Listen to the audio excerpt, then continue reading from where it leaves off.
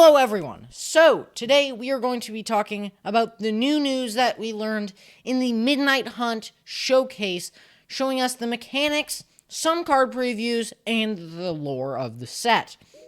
So, in this video I'm going to be talking about the mechanics of Innistrad Midnight Hunt.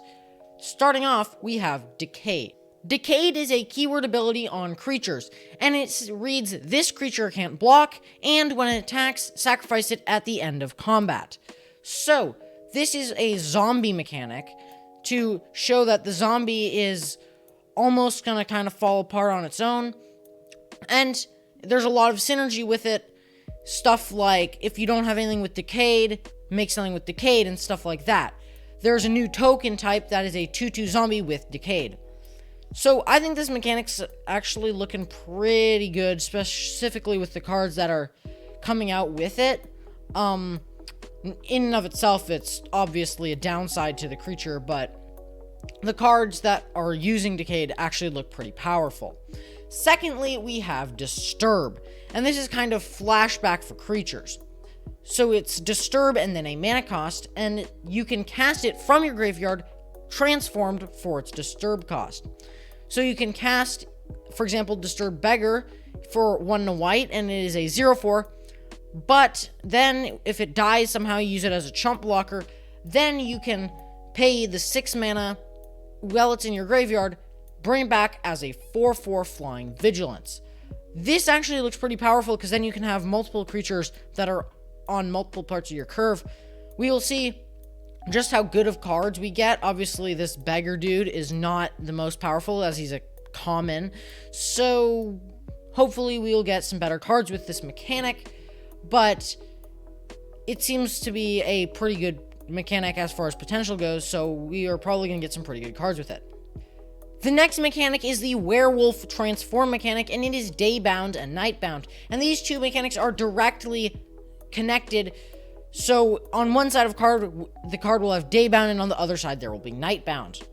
The way it works is that if any card with Day or Nightbound is on the battlefield, then you start tracking whether it is day or night. If it is day, and a player casts no spells on their own turn, it becomes night at the beginning of the next turn. When it becomes night, you then flip every card with Daybound over to its Nightbound side, and then all the werewolves come out. If it is night, and a player casts 2 or more spells during their turn, it becomes day at the beginning of the next turn. And again, when the day-night cycle changes, the permanents flip over to the side corresponding to day and night. The last new mechanic is Coven, and this mechanic is basically, it's kind of like Landfall or Constellation, where it doesn't actually specifically mean anything, but it ties multiple mechanics together. For example, every Coven mechanic has to do with 3 or more creatures with different powers. Some of them trigger on combat, some of them trigger on attacks, but whatever it is, it checks to see if you have 3 or more creatures with different powers.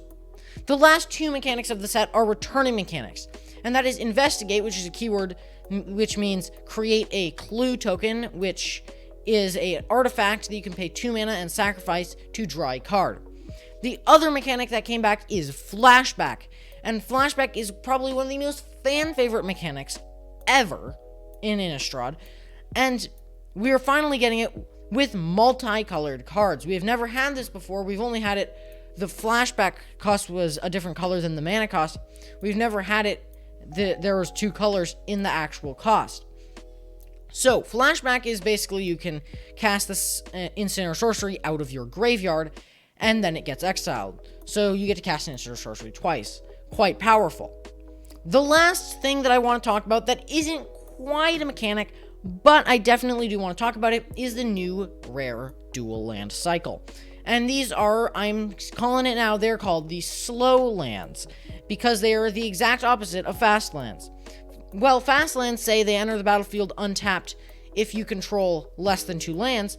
These ones say they enter the battlefield untapped if you control more than 2 lands. So if this is your 3rd land, it enters untapped, but if it's only your 2nd, it enters tapped. We have these for all of the ally color pairings, and I think these are actually going to be quite good, because unless you're playing an aggro deck that intends to go 1-drop, 2-drop, 3-drop, these cards are gonna be able to basically fix your mana at any point in the game. If you're a mid-range deck and you don't really need either you don't need perfect mana on 2 or you do not need mana on 1, you can either play it tapped on turn 1 or you can wait till turn 3 to play it untapped. And this is the same thing with control decks. Control decks will love these things because they can play them tapped on 1, possibly even tapped on 2, and then untapped lands on 3, continuing on. So I think, in addition to the pathways, I think Standard's mana bases are actually going to be able to support 3-color quite well. So that is everything for this video.